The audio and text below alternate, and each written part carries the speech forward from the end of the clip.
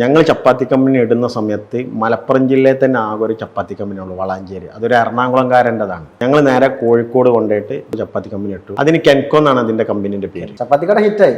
ചപ്പാത്തി കട ഹിറ്റായി. ചപ്പാത്തി കമ്പനിക്ക് ശേഷം മലബാർ മക്കാനി എന്ന് പറഞ്ഞിട്ടൊരു ഹോട്ടല് ഒരു 260 സീറ്റുള്ള വലിയ സിസ്റ്റത്തിൽ തന്നെ ആയിരുന്നു ചെയ്തിരുന്നത്. ഫുഡാണ് മേഖല തിരിച്ചറിഞ്ഞു. അതിലും ഒരു ഇൻവെസ്റ്ററാണ്. എന്ത് തുടങ്ങിയാലും സൽമാനുണ്ട്. അങ്ങനെ മലബാർ മക്കാനി എന്ന് പറയുന്ന കട തുടങ്ങുകയാണ്.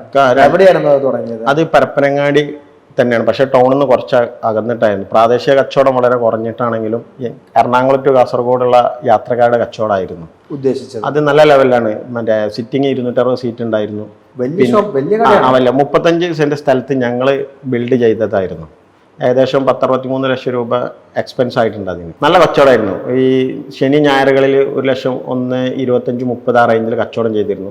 നോർമൽ കച്ചവടം ഞങ്ങൾ 80 to 90,000 രൂപ കയറിപ്പോയിരുന്നു.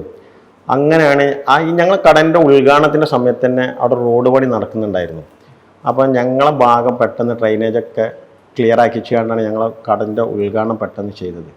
3 മാസമായി റോഡ് പണി എന്ത് ചെയ്തു, ടൗണിലേക്ക് എത്തിയപ്പോൾ പ്രാദേശിക പ്രശ്നം കൊണ്ട് റോഡ് പണി സ്റ്റക്കായപ്പോൾ നമ്മളവിടുന്ന് ഒരു ബൈപ്പാസ് വരും. പരപ്പനങ്ങാടി ടൗണിൻ്റെ അപ്പുറം നിന്ന് കയറിയിട്ട് ഞങ്ങളെ കട കഴിഞ്ഞിട്ടാണ് അത് ഇറങ്ങൽ. ടൗണ് ടച്ച് ചെയ്യാതെയുള്ള ഒരു ബൈപ്പാസ് വന്നു. അതിൽ ഞങ്ങൾ കച്ചവടം ആകെ കുറഞ്ഞു പോയി. നല്ല നടത്തിക്കൊണ്ട് വളരെ പ്രയാസമായി. ഒന്ന് ചെറുതാക്കി നോക്കി, എന്നിട്ടും പിടിച്ച് പിന്നെ ജോലിക്കാർ റോഡേ ഇല്ലാത്ത അവസ്ഥയായി. അങ്ങോട്ടില്ല. റെന്റ് ആൾക്കാർ വരണമെങ്കിൽ നിങ്ങളുടെ കട അന്വേഷിച്ച് വരണം. വരാം. പ്രാദേശിക കച്ചവടം കിട്ടിയാൽ മാത്രം. അതും ഇത്ര ഞങ്ങൾക്ക് 20 ചില്ലറ സ്റ്റാഫുകൾ തന്നെ ഉണ്ടായിരുന്നു. അവരൊന്നും മെയിൻറ്റെയിൻ ചെയ്ത് പോകാൻ കഴിയാത്ത അവസ്ഥയിൽ പിന്നെ റമദാൻ വന്നു, ക്ലോസ് ചെയ്തു.